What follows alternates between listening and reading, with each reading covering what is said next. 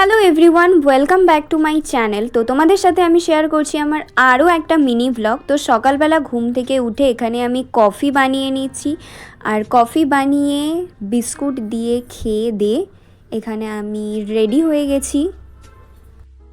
Ready হওয়ার পরে আমি বাজারে গেছিলাম, আর বাজারে গিয়ে আমি ফুলের দোকানে চলে গেছিলাম। সেখানে ফুল কিনেছি, কিনে আমার বান্ধবীর সাথে দেখা করেছি। আসলে আজকে আমরা যাচ্ছি পুজো দিতে রক্ষাকালীতলা। যারা নাকি বেলঘড়ি, আগরপাড়া বা সোদপুরের এলাকার দিয়ে থাকো তারা আশা করি চিনবে রক্ষাকালীতলা মন্দির। তো সেখানেই আজকে আমরা যাচ্ছি। অ্যাকচুয়ালি বছরে একটা দিন আমি আর আমার বান্ধবী প্রত্যেক বছর যাই, মানে বছরের শুরুর দিকে। তো ইয়া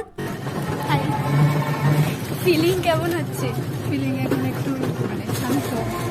আমি আসার সময় কালী ঠাকুরের মন্দিরটা সামনে ছিল, আমিও বলছিলাম বলছিলাম যে একটা টোটো পাঠিয়ে দাও মা,